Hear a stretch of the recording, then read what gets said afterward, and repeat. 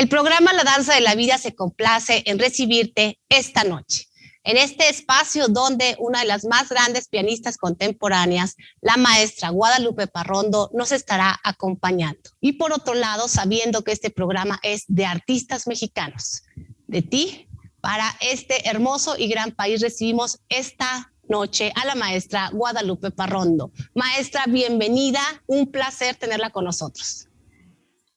Buenas noches, encantada de saludarlos. Maestra, sabemos que, por un lado su padre mexicano, por el otro lado su madre peruana, dos bellísimos países. Hemos tenido la oportunidad de estar en Perú en algún momento y bueno, definitivamente una gran cultura. Ambos países con gran cultura, con grandes raíces y en el caso de ambas familias relacionadas con la música. Su abuelo materno o su abuela materna, no sé muy bien, ahorita nos contará, pues hasta zarzuelero en algún momento, y en el caso de la familia de su padre, con hermanas relacionadas con la profesión de música. A veces la familia nos da como algunas lucecitas en el camino de lo que vamos eligiendo, pero uno no elige hasta que elige. ¿Cuál es la historia de Guadalupe Parrondo en sus inicios? Bueno, mi padre era técnico en pianos. Sí. Reconstruía pianos, armonios, órganos de iglesias, y en casa siempre había pianos, máquinas, él les estaba reparando y todos mis hermanos y yo pues vivíamos entre máquinas de piano, lengüetas de armonios, etcétera, etcétera. Entonces, mi papá tocaba el piano, tocaba el cello. Sí. Y él tenía dos hermanas, las dos pianistas.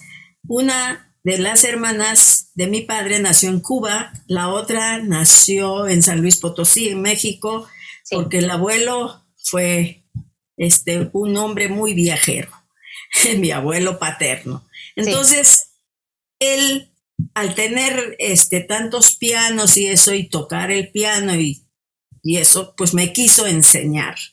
Y sí, yo tendría como 3 años y evidentemente le dije que no. Entonces no quise, pero al tiempo me llevaron a algún concierto y escuché una niña casi adolescente tocar y yo le pedí a mi papá que me enseñara porque aquello me llamó la atención. Sí. Curiosamente mi papá pues ya estaba más reacio y dijo, bueno, si haces do, re, mi, fa, sol, fa, mi, re, do, te enseño. Y me dijo, ¿cómo? Le puse do, re, mi, fa, sol, fa, mi, re, do y me empezó a enseñar de oído. Y así fue como comenzó. Y claro, él me enseñó el inicio de la sonata Claro de Luna de Beethoven, evidentemente sin octava, sino puro dedito. Sí. Parelisa de Beethoven, un minuet de Mozart, no recuerdo, más o menos, ¿no? Piezas que yo pudiera tocar a los 4 años. Y así es como comienzo. Y ya que estoy en eso, empiezo a dar mis pequeños recitales y siempre mi papá un poco escondido detrás del piano. O sea, haga de cuenta en la parte esta, ahí es el teclado y en esta partecita, sí, detrás de la tapa, ahí se sentaba mi papá, hasta que me acuerdo que una vez dijo, no, ya tienes que salir solita. Entonces salí solita. Yo tendría como 6 años, pues ya a partir de ahí ya eran siempre conciertos públicos. Sí. Y así fue como comencé. O sea, yo ya estuve inmersa en esta profesión y la primera vez que me pagaron por un concierto fue cuando hice mi debut con orquesta sinfónica dirigiendo el gran maestro mexicano Luis Herrera de la Fuente. Sí. Y ahí, y pues yo no puedo decir que elegí ser pianista, porque de eso, pues uno entra en ese mundo y el camino lo lleva, ¿no? Claro. No hay yo nunca tuve momentos de decir, ay, serviré para esto y estos dramas, no, no. O sea, o trabajo y lo hago porque quiero, o Sí, si me estoy cuestionando es porque, pues supongo que las personas que tienen este conflicto no tienen esa disciplina para estar en eso todo el tiempo, ¿no? correcto. Prácticamente entonces a partir de que vea esta jovencita, esta niña, es que hay una determinación o un Sí, encanto a una atraparla. es cuando yo le pido a mi papá que me enseñe. Bien. Ahora, maestra, en algún momento usted nos comparte que, bueno, siempre pasa, ¿no? Los papás, sobre todo a tempranas edades, pues acompañan, están ahí presentes en el backstage, como usted dice, detrás de la tapa del piano. Y pues hay este desprendimiento. En algún momento, todos pasamos por el hecho de saber entrar a un escenario, saber salir de un escenario, la colocación al entrar, la mirada, todo esto que de alguna forma escénicamente es no solo una, vamos a llamarle ritual, sino una estar a la altura de lo que significa un instrumento tan bello como lo es en este caso el piano. Yo recuerdo en algún momento a mí me enseñaban a hacer la reverencia y cómo tenía que entrar, ya saben, muy petit, en pequeños recitalitos, cosas muy, muy simples, para nada lejísimos de lo que usted está acostumbrada, pero sí me hacían eso y cómo iba a poner mi partitura. Creo que esto, sobre todo en determinadas generaciones, muy manifiesto, muy con ese respeto. ¿Cómo observa usted hoy por hoy en el desarrollo de jóvenes y niños esta parte de ritual o presencia? Yo creo que un escenario con el instrumento que sea, en canto, en danza, es un lugar sagrado. Sí. Tan sagrado que hay que tener el gran respeto al lugar. Desgraciadamente, me voy un poquito adelante, por alguna razón que desconozco, las nuevas generaciones o muchos artistas en violín, en lo que sea, Sí. entran al escenario arrastrando los pies como si fuera su casa. O sea, les da lo mismo tocar en un salón pequeño que pararse a lo mejor en el Palacio de Bellas Artes sin el respeto de donde están parados. Sí. Todo escenario debe ser respetado. Por Claro. más sencillo que sea, si es en un pueblito, si es en una gran ciudad, si es el Palacio de Bellas Artes, ¿no? Sí. Tiene que respetar, pero hay jerarquías en eso también. Desgraciadamente, pues los chicos salen arrastrando los pies, como que, no sé, me siento decepcionada en ese sentido, porque creo que no se les enseña no solamente cómo hay que actuar en esto, ¿no? Cómo se deben desempeñar en un escenario, cómo pueden entrar. Cada quien con su personal, con su personalidad, tampoco hay Sí. una regla, lo haces así, mides así, ¿no? Sí, no Yo, es milimétrico, pero hay un respeto. hay una forma. Cuando tocan con orquesta, tampoco, yo he visto, Sí. incluso gente ya profesional, se da mucho también en los cantantes que no les enseñan cuál es el protocolo, llamémosle así, de Sí. llegar, saludar al concertino, saludar al público al inicio o cómo se tiene que despedirse del escenario al terminar de tocar, ¿no? Termina un concierto con orquesta, se saluda al director, se saluda al concertino y después se saluda y se agradece al público. Sí. Entonces ya es un conjunto que agradece. El solista va a hacer sus propias reverencias, va a entrar, va a salir las veces que el público desee y el director parará a la orquesta. Eso ya se va desarrollando conforme pasa los aplausos. Todo eso yo sí les enseño a mis alumnos, ¿no? Incluso si es un examen. Sí. Ellos Sí, como deben parte. y los hago repetir N veces y a ver, entra otra vez, no, levanta la cabeza, mira al infinito, etcétera. Y cada quien hay que enseñarle con su propia personalidad, no es Sí, un molde, pero sí. sí hay una especie de protocolo, pues. Ahora, maestra, usted como ejecutante, como docente con muy amplia experiencia, las conexiones neuronales al estar haciendo música son infinitas.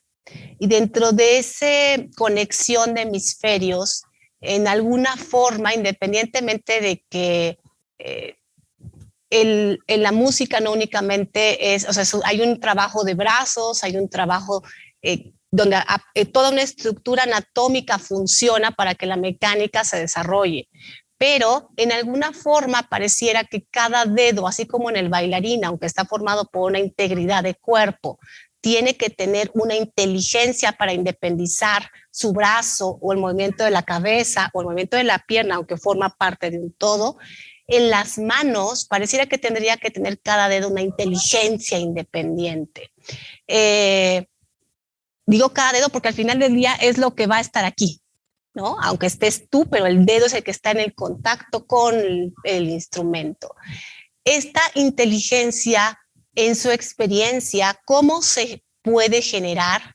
Y si hay atajos o pequeños tips que pueden implementar la velocidad de esto, porque hoy por hoy podemos tener un catálogo de pianistas extraordinarios o talentosos, que bueno, habrá que ver cuánto dura el talento y cuánto dura lo extraordinario, porque aquí lo interesante no es llegar, sino es sostenerse. ¿Hay atajos y sí se requiere una inteligencia independiente o no? Se necesita atajos, no estoy de acuerdo en atajos. Sí, Habrá un tip siempre y cuando el ejecutante, el alumno, vamos a basarnos en alguien que se está desarrollando, sí, tiene la inteligencia para investigar qué sí, pasa también con su propio cuerpo. No se puede independizar cada dedo, así decir, ay, lo voy a independizar y no. Cada dedo tiene su propio cerebro. Siempre lo he dicho yo, toda la vida lo he dicho yo, cada dedo su propio cerebro, porque los hago racionalizar cada sí, movimiento. O sea, sí, por eso me gusta que estudien muy lento, para que tengan el tiempo de pensar en qué van a mover. Voy a mover este dedo. Bueno, y después voy a mover el cuarto, que es más débil. Pero ¿por qué es más débil el cuarto? Después el tercero, el segundo. ¿Dónde está la clave? Segundo y cuarto son sí, prácticamente del mismo tamaño, sí, ¿no? Tercero, pues no, y el chiquito, pues no compite con el 3. Entonces, incluso a la hora de poner digitaciones hay que tener, yo puedo hacer los trinos con cualquier dedo. sí, Eso no es siempre tan factible a menos que tengan esa independencia de cada dedo y sí, esa fuerza de cada dedo. Y sobre todo, creo que ahí entra también el oído y la autocrítica. Si lo que oyen no está parejo, pues solo se engañan ellos creyendo que ya, lo están haciendo. Si ellos no perciben cerebralmente, acústicamente, que dos notas estén iguales, aunque los dedos sean diferentes, ¿qué sucede? Que ahora para que suene igual hacen esto, tan, tan, en vez de esto. ya, Brincan, sí, no unen, sí, no conectan un dedo con el otro, mejor le hacen así. sí, Y muchos agarran esto ya como una costumbre y que se vuelve vicio, sí, ¿no? Entonces eso ya es falta de técnica, falta de legato, pero todo está en la cabeza, o sea, todo está en conectarlo cerebralmente, del 2 al 4, no del 2 al 4, no. Entonces, ¿qué hacen con eso? Endurecer los músculos de los brazos. Se van forzando. Entonces yo creo que para tocar primero hay que tener una libertad interior, sí. ¿no? Pero esa también está aquí.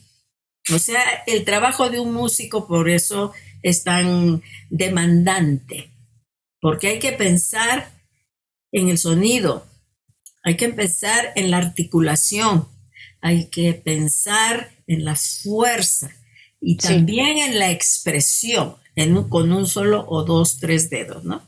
Entonces, sí, bueno, el hacer música ya complica mire, yo le voy a contar una anécdota. por favor. En alguna ocasión, la primera vez que yo toqué el concierto número 2 de Prokofiev, Sí, nada más y nada menos. y ese concierto, yo dije, quiero hacer este concierto y me lo puse a estudiar. Cuando Sí, yo lo toqué, no había muchas pianistas mujeres que lo hicieran. Ahora ya hay más, sí, pero casi nadie lo tocaba. De hecho, le preguntaron a Prokofiev, a ver, Sergei, ¿cuál de tus conciertos es el más difícil?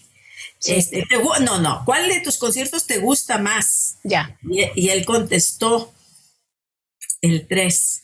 Oye, ¿y el 2? No, ese es intocable. Mm, No, o sea, no sabía la anécdota. sí, entonces, al ser intocable, pues no, pues fue un reto para mí. Yo quise hacerlo y así lo hice. Hay partes en este concierto en que, bueno, hablando de los hemisferios, yo Sí, tenía que fabricar un tercer hemisferio. ¿Por qué? Porque es como sumar, ¿no? 8 más 3, 11, llevo uno, lo guardo para así se les enseña a los niños, ¿no? Para que el sí, 4 más 2 más el uno que llevaba. No. sí, Aquí tenía que guardar información de una manera muy cerebral, pero al mismo tiempo yo decía, bueno, pero es que ¿cómo hago? ¿Cómo hago para meter esto en mi cabeza? Si, ¿Cómo lo controlo? Y dije, no, pues tengo que fabricarme un tercer hemisferio. ya. De esa manera. En la danza se dice que el 70% es mental y el 30% físico, siendo un arte de una demanda física muy visible. En el Absoluto. caso de la música, entonces, entendiendo lo que usted dice, tendría yo que pensar incluso que es un 80% mental y un 20% físico, o estoy equivocada. Yo creo que a veces depende también de las obras. Yo creo que es un 80, yo diría que a veces hasta un 100% mental, pero Sí, la disciplina de hacer el ejercicio, la mecánica, la técnica, se vuelve un instrumento maleable. sí, dependiendo de lo que toques. Pero sobre todo que ya no se piense en eso. Y Sí, ahí viene el pedacito que le tengo que hacer así al dedo. No, pues estudiasle para que no lo tengas que pensar, que sí, ahí entra lo racional, ¿no? sí, Sin embargo, uno está controlando. A veces la emoción puede ganar a la técnica. Puede estar todo perfecto y si estás emocionado sí, y no está controlado a veces yo me emociono, pero tengo que meterle cabeza en ese momento porque digo, no es grave, pueden haber accidentes en los conciertos, pero puede el aflojar sí, emocionalmente, sí, te tiene que traiciona. ser canalizado de una manera más abstracta. Ni siquiera es estar ahí pensando en que no me voy a emocionar, o sea, es algo que debe de fluir emocionalmente muy fuerte, o Sí, sea, dentro de uno, pero sí, al mismo tiempo, porque si no, ¿cómo comunica uno? Tiene que haber esa emoción libre, sí. es una emoción libre, pero al mismo tiempo regida, o sea, sin llegar, como diría yo, a lo visceral. Es decir, una emoción madura. Pues yo controlada, madura, no sé cómo llamarle a eso, ¿eh? Es la emoción. Si usted está tocando una balada de Chopin, en Sí, donde entra el apasionamiento, es una gran emoción, sí, pero es más visceral, es como fuerza. Hay que elevar la emoción. Fuerza física. Pero hay emociones en sonidos tenues, en sonidos que deben ser profundos y que, bueno, ahí también dependemos los pianistas pues del instrumento, porque no todos los instrumentos cantan como deberían de cantar, no tienen suficientes armónicos, unos son más secos, también está la acústica del lugar, o sea, hay muchos factores. Esto debe uno poderlo manejar inteligentemente en el momento de tocar. ¿Qué respuesta me está dando el sonido? Sí. Que es el verdadero lenguaje, pues en todo caso, ¿no? El sonido en los instrumentos. Regresando aquí, perdón, maestra, que le interrumpa, un poco entonces a la pregunta anterior, prácticamente a través de un análisis y una autocrítica se consigue una evolución y esa evolución va haciendo que la técnica vaya siendo una costura que no se perciba. No se debe percibir, se percibe la emoción a través de esa técnica, a través de los sonidos. ¿Cómo le hizo? Pues quién sabe, llega alguien y no lo puede hacer. Sí. O sea, solo que uno haya trabajado. Yo trabajaba 3 horas y media de técnica, es decir, de puros ejercicios. Sí. 3 horas y media. Y llegaba a estudiar 13 horas, 11 horas, 9 horas diarias. Entonces, esto permite descubrir otras cosas. Y uno descubre otras y esas otras te llevan a otras, es desarrollar todo el tiempo. La evolución yo diría que es más musical, ya es más expresiva, una forma de interpretar evolucionada, pero la cuestión técnica es un desarrollo de tus herramientas para poder interpretar. Bien. Usted se gradúa en la escuela normal en París. En algún momento, pues obviamente viene esta decisión en donde se da esta oportunidad. Primeramente, por un lado, preguntarle cómo es que surge y por el otro lado, la importancia, en su opinión, para un joven o una jovencita que se está desarrollando de poder salir al extranjero a ver este otro panorama, este otro nivel, si así le queremos llamar.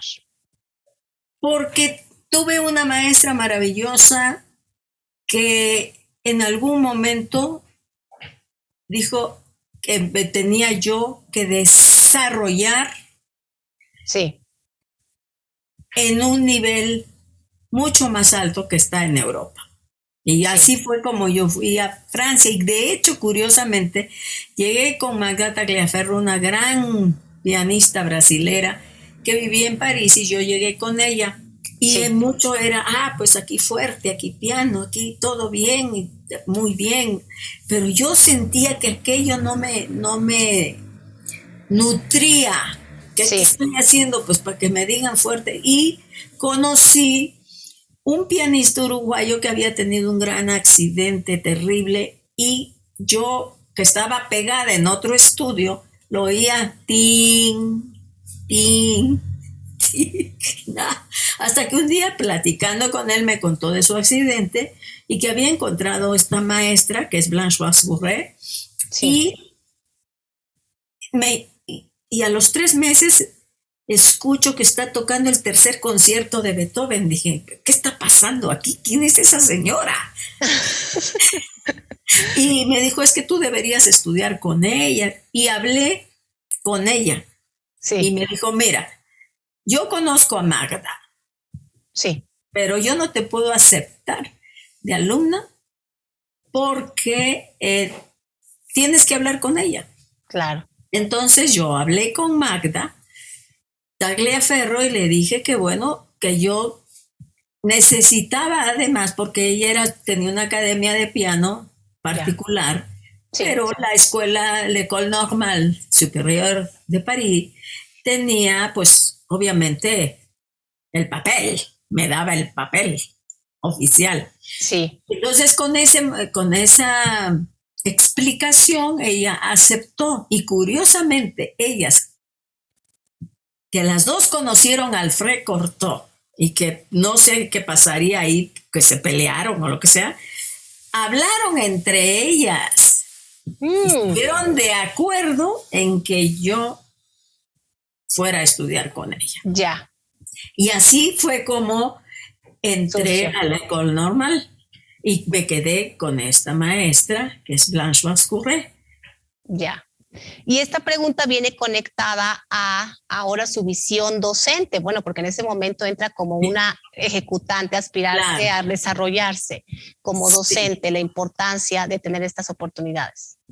No, yo no, o sea, yo no, empecé a dar clases, bueno, desde que tenía 10 años, ¿eh? Le voy a decir. Sí, pero independientemente de la edad, la importancia en sí de poder salir.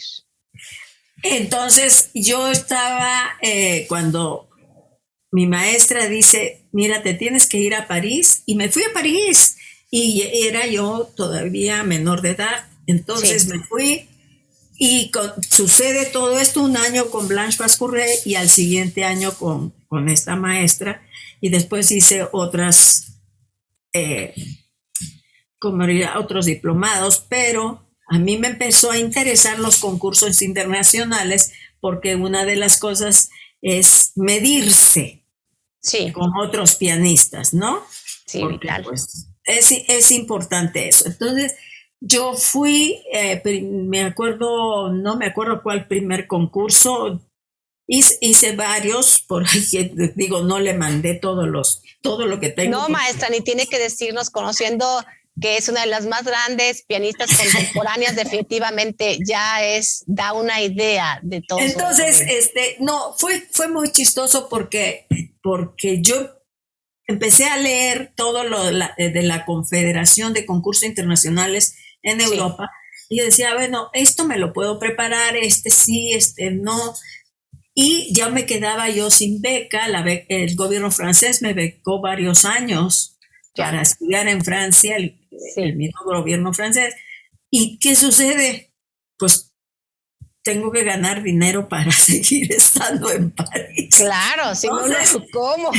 Entonces iba y tuve la suerte pues de que ganaba y premio especial, y entonces era dinerito, y yo hacía mi colchoncito y seguía estudiando. Sí. ¿No?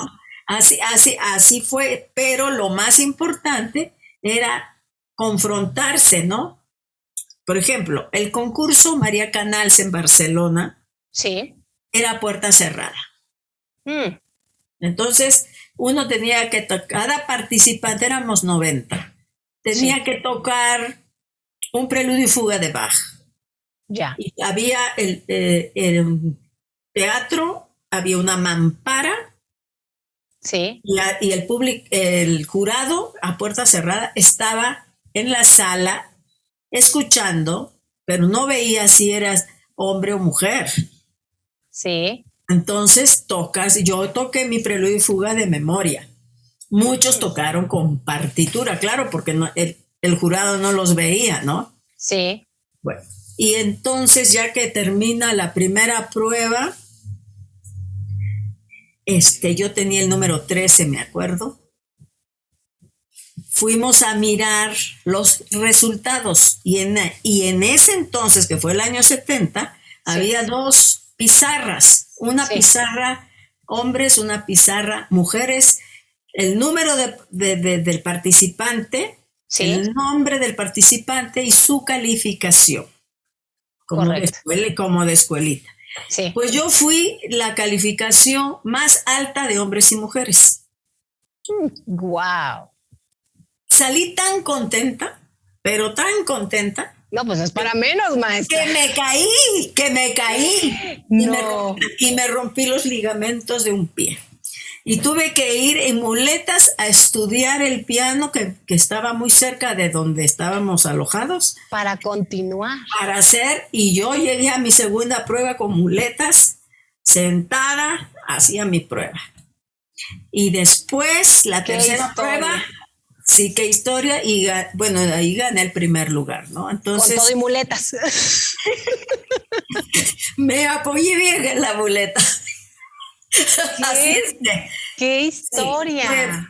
o sea, y ahí pues la mayoría de los concursantes tenían ya experiencia de hacer concursos. Sí, Y además siempre que estudiaban con fulanito, de latina era la única, todo el mundo eran de todas partes de Europa, de sí, todas partes de Europa. sí, Entonces, pues yo no conocía del jurado a nadie.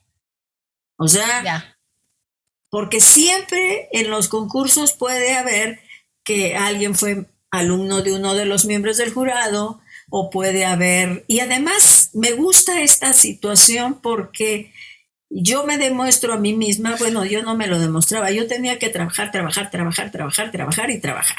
sí, Era destacar sin conocer a nadie. Eso es para doble mí, mérito, sí, pues es importante. sí, Eso es a lo que hay que aspirar, ¿no? No de que, sí, el bueno es que conozco a alguien y ese alguien le puede decir al otro sí, y con finalmente no, recomendaciones, ¿no? Eso es claro. trampa, eso es trampa. Ahora, maestra, habiendo participado en tantos concursos, hasta con muletas,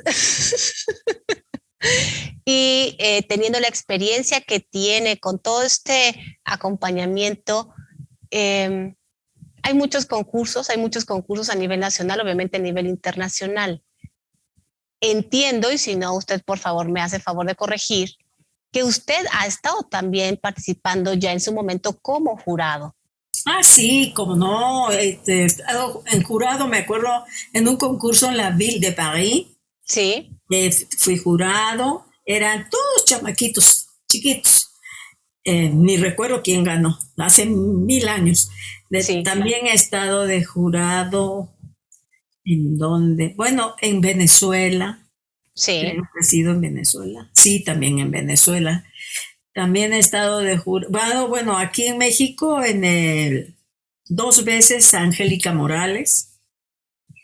Y dentro de esta experiencia, maestra, ¿qué observa? O más bien lo voy a hacer directo, porque a veces saber de los demás jurados puede ser un poquito ambiguo. Pues si usted tiene la respuesta sería maravilloso, pero ¿qué está buscando un jurado en un joven talento? Mire, voy a partir de cero. Aquí, Cero. de cero. Yo creo que los concursos son importantes hasta cierto punto, pero porque, ¿qué busca un jurado?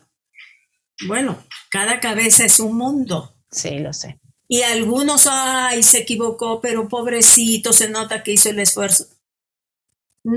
¿Cómo, cómo dialogo con una persona que me dice eso? Aquí el que se equivoca ya ¿Se está fuera. equivoca? Sí. Ya está fuera. Digo, se puede equivocar, a menos que otros se equivoquen, menos, ¿no? Pero no podemos ser, ¿cómo se dice? Caritativos, paternalistas en estas situaciones. O tocas bien. Hay muchos que tocan perfecto de principio a fin, pero no Sí. expresan nada. Entonces, ¿qué busca un jurado? Esa es una buena pregunta. Tocó perfecto, pero no me dijo nada. Pero viene otro y se equivocó un poquito, pero tiene pasión. Hay Sí. musicalidad. Respeta el estilo de las obras. Sí. Entonces, al respetar el estilo de las obras, pues ya estamos hablando de alguien que se informó, que profundizó en el trabajo, ¿no? Y eso en cada una de las obras. Otra de las cosas que no comulgo con eso es el que se vuelva familiar, doméstico. Sí. ¿Qué sentido? ¡Ay! ¡Hola! ¡Hola! ¿Qué tal? No, yo he estado en concursos en donde a 100 metros uno no se podía cruzar con el jurado Sí. para evitar malas interpretaciones ni suspicacias, ¿no? Sí. Entonces sí es muy difícil. ¿Qué busca un jurado? Pues ahí está. Yo ¿qué busco? Como jurado, ser lo más derecha. Sí. Tal vez no me guste este porque tocó perfecto, pero este sí porque... Y ha sucedido en grandes concursos como el concurso Chopin. Sí. Bueno, no me acuerdo quién ganó, pero el tercer lugar lo obtuvo Ivo Pogorelic. Ya. ¿Y quién hizo carrera? Ivo Pogorelic. El otro ni me acuerdo quién es. Pero me acuerdo también que en ese jurado estaba Marta Argerich, que enojadísima se salió y tenía toda la razón, porque ahí estaba chueco, pues. O sea, no porque los otros tocaran mal, porque sino que este tenía pasión y el otro no. Bueno, o sea, es muy subjetivo y ponerse de acuerdo entre varios tampoco es fácil, tampoco es fácil. Ya. Ahora, en los concursos, por ejemplo, de danza, hay, vamos a poner una versión del Lago de los Cisnes, ¿no? No sé, la variación del cisne blanco, tal acto, y no existe, yo estoy hablando en danza, desconozco el piano. No existe, digamos, actualmente un registro que se diga, este es el cisne original.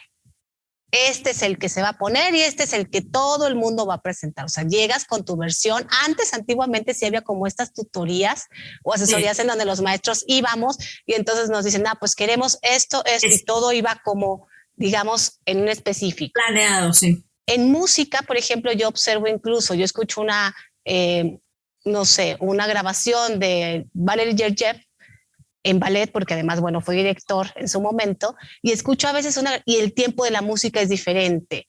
Y entonces yo estoy bailando y digo, ay, caray, es que aquí va más rápido, o caray, es que esta está más lenta, ¿no? Estas versiones. ¿Cómo acontece en música para un concurso? ¿Se da una partitura, los jurados tienen esa partitura, en base a esa partitura hacen las anotaciones, o cada quien simplemente les dicen, hay estas opciones a presentar, eligen, y cómo acontece? No. Bueno, los concursos que deben tener la mayor seriedad, sí, debe haber mínimo 3 pruebas, sí, 3 etapas. En la primera etapa generalmente se solicita una obra un preludio y fuga de Bach. sí. A veces se excluyen algunos, pues son 48, así es que hay mucho de dónde escoger. Sí. Una sonata clásica entre esta, y sí. Cada quien elige su programa entre eso, el formato que se manda. A veces se piden 2 estudios, uno de Liszt, uno de Chopin, como por ejemplo en el Marguerite Long así es, ¿no? Ahí hay, por ejemplo, cada año se hacía el primero y cuarto movimiento de la sonata opus 35 de Chopin. Ese era de cajón. Sí. Pero varía, ¿no? Y el que pasa a la siguiente prueba, bueno, debe tocar una sonata romántica, una obra romántica, debe tocar, yo qué sé, una obra del siglo XX o XXI en este caso. Se hacen pequeños programas y la duración de cada prueba está especificada, ¿no? Ya. La duración de esta prueba debe ser de 40 minutos. Sí. Y esos 40 minutos hay tales obras. De todo esto vas a escoger. De esta puedes escoger esto. De esto puedes escoger entre estas 10. De esta puedes escoger entre estas otras tantas. Sí. Cada quien debe tener la inteligencia. Ahí parto yo de la inteligencia del concursante. ¿Qué escogió? Ya, ahí es una pauta. ¿No? Entonces, muchos, va a tocar esto. No, pero a ver, ¿por qué? ¿Por qué escogió esto y no esto, que dura más o menos lo mismo, ¿no? Sí. Porque a lo mejor ya tocaba esa obra, no sabemos. Sí, ya. Y luego, en algunos casos, hay la prueba con orquesta, entonces se da una lista de conciertos para piano y orquesta y el concursante elige su concierto. Ya. Y entonces vemos desde la primera prueba que escogió, hasta cuál fue su línea en la segunda prueba que escogió y qué concierto escogió para cerrar. Si pasa todas los filtros estos, ¿no? Sí, Entonces es importante. Y también lo que se hace es, a veces se compone o se elige una obra de 5 o 10 minutos sí, obligatoria, ya, que deben tocar todos. Y también de eso se puede notar qué manera de estudiar tuvo para lograr el éxito de esa obra. Y a ok. veces si el compositor está vivo, pues también ayuda, ¿no? Sí, claro. Pero si el compositor no está vivo, pues los que conocemos la obra, y otra de las cosas importantes para mí es que el concursante debe presentar sus obras para que el jurado, si son 3, 5, 7, cada jurado tiene la copia de su repertorio. Primera prueba, aquí está mi bonche de piezas. Segunda prueba, porque por más que uno sepa las piezas, es mejor ver qué Tener ese edición, respaldo.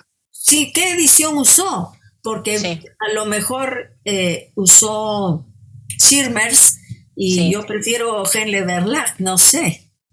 ya, ¿No? Pero entonces, como hay diferencias en las ediciones, para no ponerle un tache, bueno, él la estudió ahí, ya. Eso es una especie de concesión. sí, Hay concursos en donde dice edición fulanita y se acabó la historia, ya, ya, ¿no? ya, ya. Entonces, volviendo al punto que se busca, el que busca el jurado es verdaderamente una sorpresa cada concurso. Una Ya, gran sorpresa. Y una de en los reglamentos sí yo estipularía definitivamente cero contacto con los concursantes. Cero ya, contacto hasta visual. ya, ¿No? De que aquí está el jurado, pasa, oye, ¿cómo estás? Ay, ahorita te veo, ¿no? Pues, ¿qué es eso? ya, ya, ya, ya. Pues prácticamente la elección, una parte muy importante, el saber por qué y el para qué, que de alguna manera va a dar una visión a quien será en su momento el jurado. Maestra, ha tocado a Beethoven en cantidad de veces a lo largo de su vida. ¿Qué hoy por hoy ha descubierto en este ungido, en este hombre, emperador de su silencio, que probablemente en otro tiempo no había percibido? Cada vez que retomo Beethoven, porque los músicos en general debemos, ser lo óptimo, trabajar las obras, tocarlas, dejarlas descansar, retomar. Y cada vez que yo retomo es diferente porque hay situaciones sonoras que yo vuelvo a descubrir. Sí, ¿No? O sea, ya esa parte de la técnica, sino es esa expresión a través del sonido sí, que yo creo que es inagotable. Cada vez que yo retome Beethoven, va a ser inagotable, porque sí, lo descubro, puedo llegar a cambiar una forma de frasear sin dejar de frasear lo que está escrito, porque ese es el reto más difícil, ¿no? Está la misma nota, la misma frase, la misma expresión, la misma mecánica, pero suena diferente. Pero en realidad, pues es uno el que está evolucionando, ¿no? Uno es el que está sintiendo. ya. Y Entonces, es ese, prácticamente cuando usted, que es otro compositor, porque usted ha grabado 4 versiones o en 4 ocasiones, es lo más correcto decir, a Manuel María Ponce, por ejemplo. Entiendo que la ha bueno, grabado.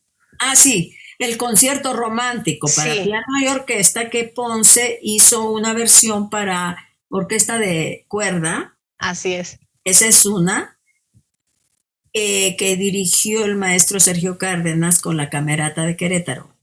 Sí, Esa es sí, sí, una. sí. Luego tengo otro que, bueno, no lo tengo aquí, que es que lo hice en Alemania de un concierto en vivo. O sea, no me acuerdo qué ciudad era una gira Sí, y yo toqué este concierto y de ese concierto, yo salí de tocar y veo ahí toda la parafernalia y les pregunto, ¿qué estaban grabando? Sí, hicieron un disco maravilloso con ese concierto y sí, esa grabación para mí es la que está mejor. Pero en primer lugar lo grabé con la Filarmónica de la Ciudad y el maestro Fernando Lozano. sí. Y de un lado, un LP, de un lado es Grieg y del otro lado es Ponce. Ponce.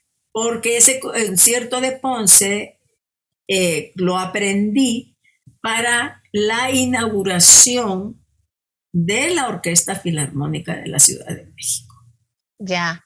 O Lo sea, traje, lo traje a colación porque usted mencionó ahorita acerca del ciclo Beethoven que cada ocasión usted va descubriendo cosas y que es un manantial inagotable de descubrimiento y que Beethoven, la forma en que lo toca va también siendo plasmada con esta sensación.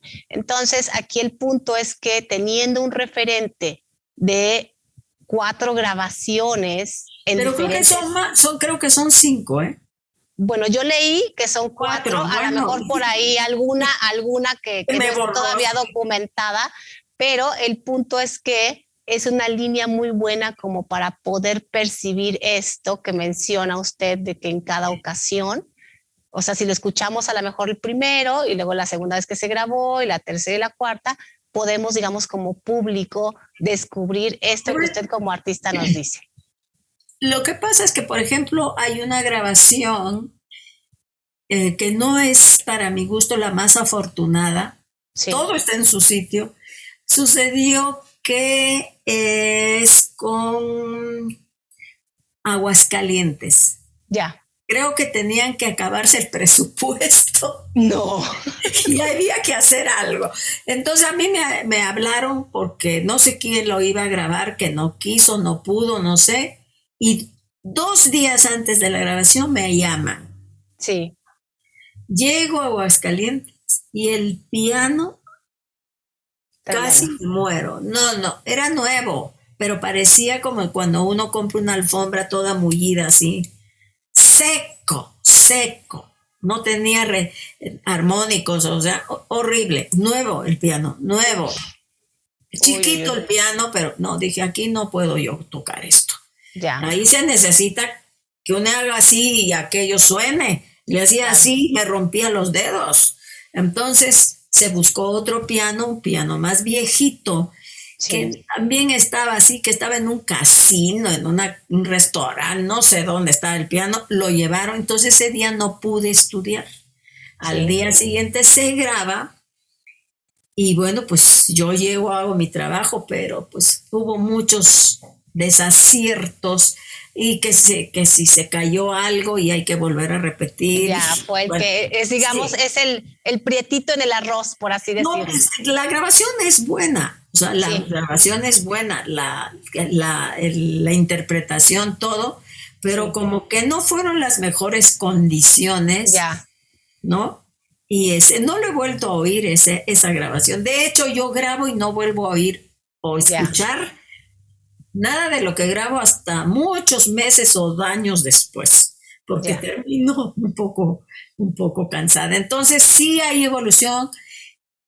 Depende mucho de la orquesta, del piano, cuando hay que hacerlo con gente. Cuando Sí, yo tengo que tocar sola es diferente a claro. esa evolución. Entonces, claro, si yo tengo un gran piano, la orquesta, etcétera, y todo funciona, pues ahí ya me doy vuelo, ¿no? ¿Cómo pueden saber de su trabajo? ¿Hay alguna red social? ¿Hay alguna forma de poder acercarse al trabajo de la maestra Parrondo? Bueno, siempre posteo cuando ya está cerca de tocar en las redes, Sí, hasta en TikTok los posteo, muy en el bien, Instagram, en el Twitter, en el Facebook, en todas las redes. muy Entonces, bien. yo lo que siempre espero es que, en este caso, Bellas Artes me envíe el póster Sí. para publicarlo. Así es Muy que bien. generalmente a través de las redes es que menciono. Así que queda abierta la invitación para el público para que asistan. Hemos podido conocer un poco más de cerca cosas como lo de las muletas, que es gracioso, pero simpático, pero diferente. Ahora es gracioso. Ahora es gracioso, en ese momento no lo fue, claro que no.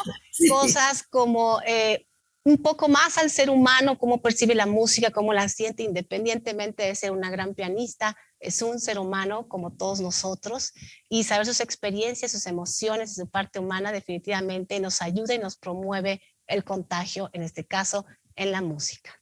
Maestra, ha sido un honor y un placer. Muchas gracias por su tiempo y por estar en este programa. Encantada, feliz año.